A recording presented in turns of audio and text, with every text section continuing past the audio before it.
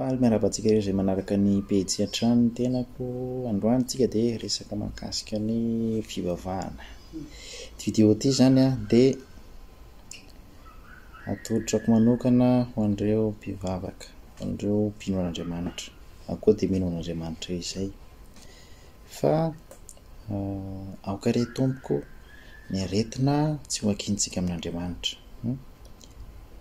Raha ohatra ka anao zany marary na misy hoe olona ao anatin'ny akonina anatin'ny fianakaviana marary, raha toa ka misy ihany fahafahana, misy vola kely ihany azo hividianana fanafody, andehana re tompoko manatina dokotera dia hividianana fanafody izay vola zay, fa tsy handeha antsika anatina pastera na handeha anatina mopera, loko zany ataoko hoe tsy handeha zany tsika anatina mpitondra fivavahana. Afaka manatina mpitondra fivavahana tsika, ohatra zao katolika zao ohatra dia afaka ohatra misy marary dia miantso na za marary ohatra dia miantso mopera ohatra hoe mba hoento am-bavaka aho, fa tsy hoe mionona amin'izay fitondrany am-bavaka zay aho, fa mandeha mitady mpitsabo zao mba tsaboana hisy fanafody mifanentana amin'ny aretiko. Aoka tsika tsy andry mirakla zany, tsy andry mirakla tsika, efa tany amin'ny andry Jesoa, tany amin'ny andry iza, tany amin'ny andry Moïse na Mosesy tany no nisy an'izay hoe mirakla zay.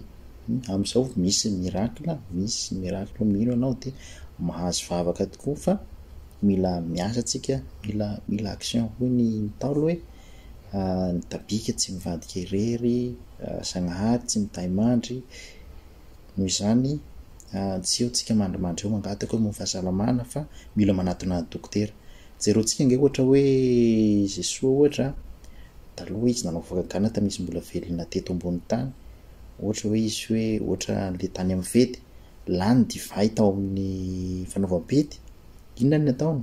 Tsy hoe niantso an'Andriamanitra raha iny ange izy, tsy niantso izy hoe raha io ambandatsaho divay avy any an-danitra izahay hanaovanay fety, fa inona ny ataony? Napaka rano izy, nisy rano zany teo, navadika divay, dia nahazo divay tsika, nahazo divay ny zareo tamin'izay fotoana zay.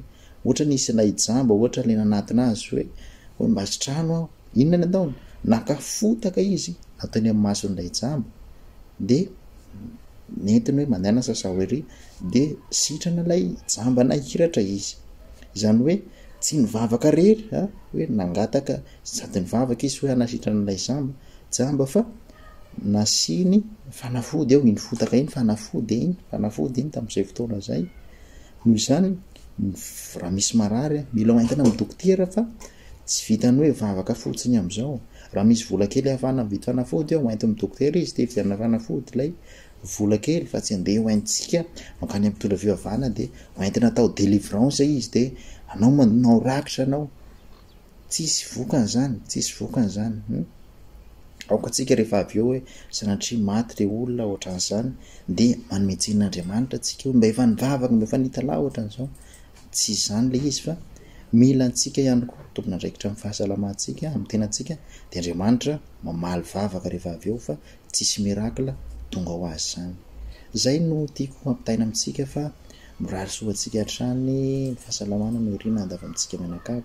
Dia amin'ny manaraka zao resaka mahakasika niny sakafo mila tandrovana ho antsika voan'ny kodiny.